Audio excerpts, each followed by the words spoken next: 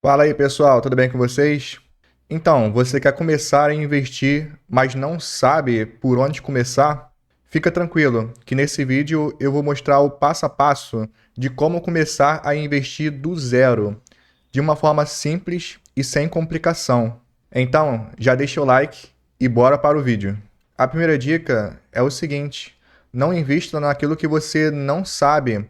E assim, você não precisa se tornar um especialista em todos os investimentos. Você tem que saber pelo menos o básico. E além disso, eu indico que você invista uma pequena quantidade de dinheiro em todos os ativos que você for estudando. Por quê? Porque aí você vai ver como esse investimento ele vai se comportar, mesmo naquela pequena quantidade. Você vai ver qual investimento é mais volátil, fica variando toda hora, qual investimento não varia tanto assim. E daí, quando você for investir uma grana pesada mesmo, uma grana assim, ó, muito alta, você já vai saber o que você pode fazer ou não. Você já vai saber como você vai distribuir melhor o seu dinheiro nos investimentos que você mesmo estudou. Investir naquilo que não se sabe é um erro muito comum de iniciantes. Eu, inclusive, quando comecei a investir, eu cometi esse erro. Eu cometi esse erro porque eu queria assim ganhar muito dinheiro com investimento. E daí eu entrei em um fundo de Bitcoin e coloquei muita grana nesse fundo. E eu já sabia que Bitcoin é um ativo que oscila muito, mas eu não sabia que ele oscilava tanto assim. Então eu botei uma grande quantidade de dinheiro e assim, desvalorizou uns 5 mil esse fundo. É claro que eu não vendi, né? Porque eu sei que se eu vender esse investimento, aí sim que eu vou perder dinheiro, eu tenho que esperar, né, subir o Bitcoin, eu tenho que esperar o Bitcoin valorizar para depois pensar em vender, né, esse investimento, né, beleza, mas foi esse erro que eu cometi, né, foi um erro de eu não estudar direito, né, o Bitcoin, como essa criptomoeda se comportava, e foi o erro de eu querer ganhar dinheiro fácil, de eu querer ganhar dinheiro rápido com Bitcoin. E daí vem a segunda dica que eu quero passar para você. Não invista querendo ficar rico rápido. Até porque muitas pessoas pensam que pelo simples fato dela investir, ela vai ficar com rios de dinheiro, né? Mas não é assim que funciona. Se você tem pouco dinheiro e investe pouco sempre, sem se preocupar em aumentar a sua renda, os investimentos vão multiplicar sim o seu dinheiro, mas numa quantidade muito pequena. Então, o que você tem que fazer para enriquecer é aumentar a sua fonte de renda e diminuir os seus gastos, que aí você vai poder aportar mais e enriquecer mais rápido, né? Por que eu estou falando isso? É porque você que está começando a investir, né, tem que pensar no longo prazo, você tem que ter paciência ao investir. E quando você está começando a investir, é sempre bom que você invista em ativos mais seguros primeiro, em ativos menos voláteis, ou seja, que não fiquem variando muito, como é o caso do Tesouro Direto, como é o caso ali de CDBs, de LCIs e LCAs.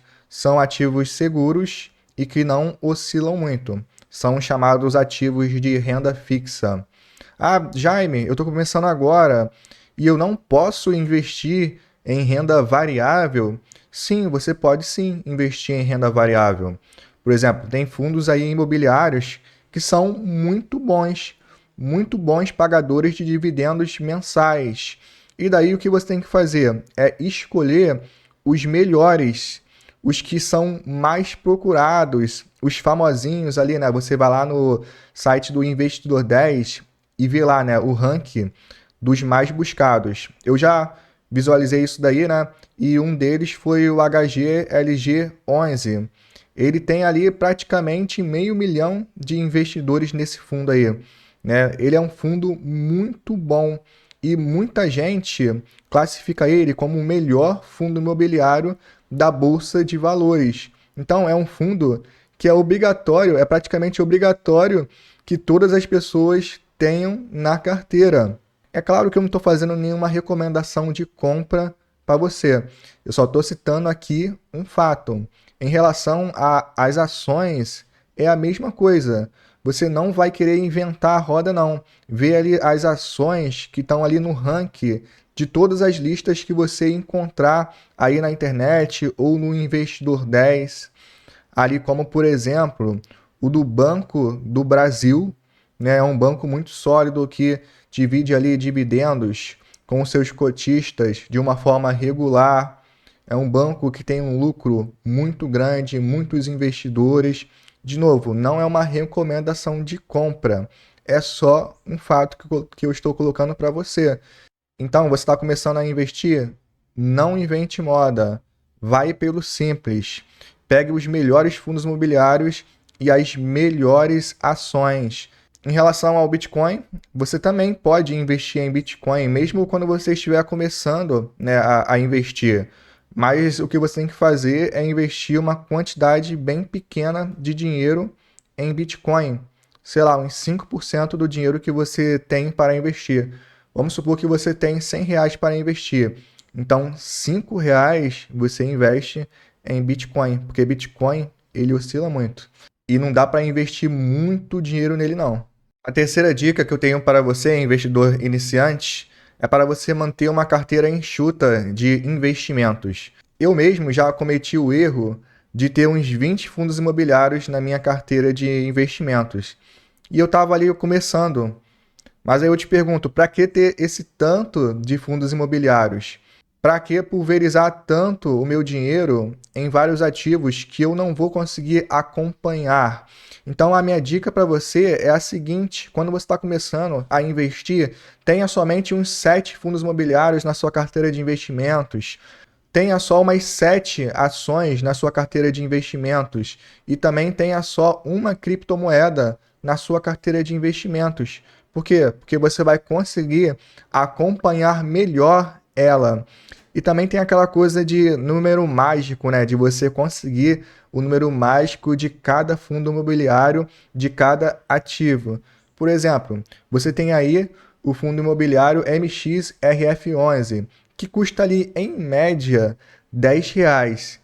O número mágico desse fundo imobiliário seria você investir uma quantia de dinheiro que te gere R$ 10 de dividendos e com essa quantia você conseguir comprar uma cota desse fundo.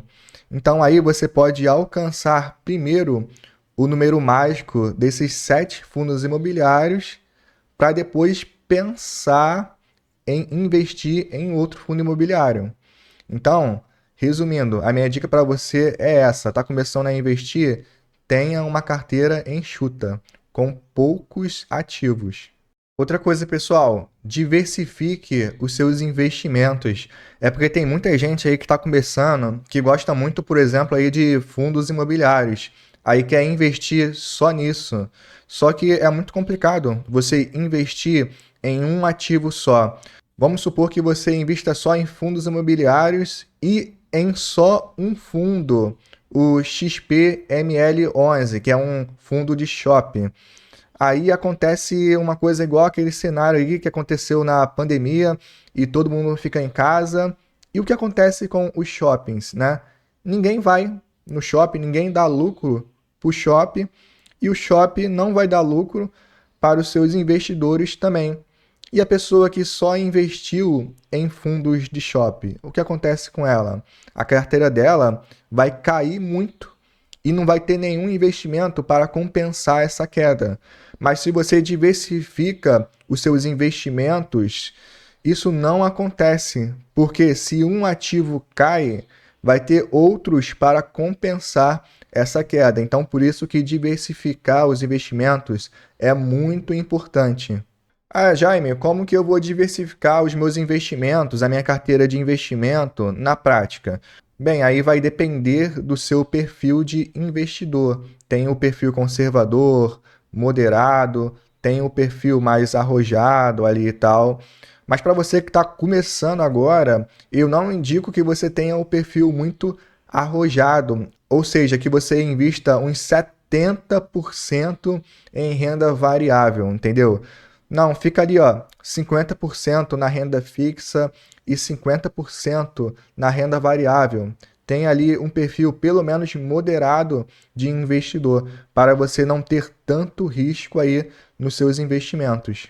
E a outra coisa que você precisa fazer é criar uma reserva de emergência. Muitos investidores iniciantes, eles erram muito nisso.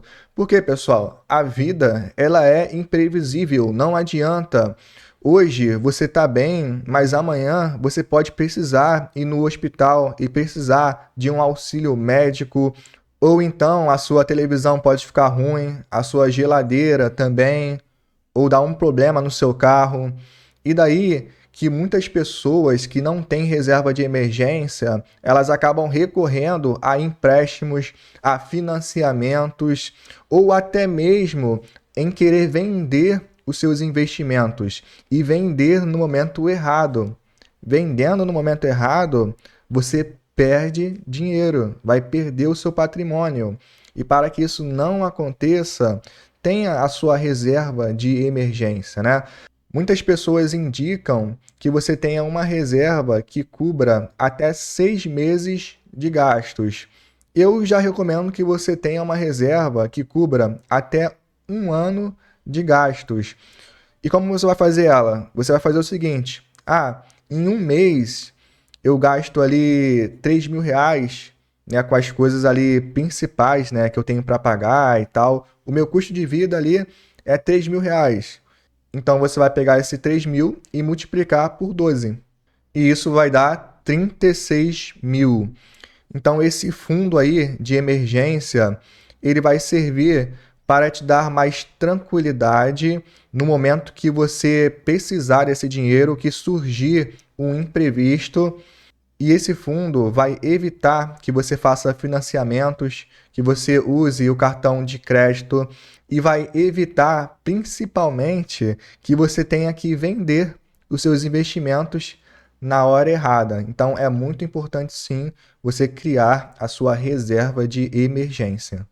Jaime, qual investimento é interessante para colocar a sua reserva de emergência? Bem, nós temos vários, né?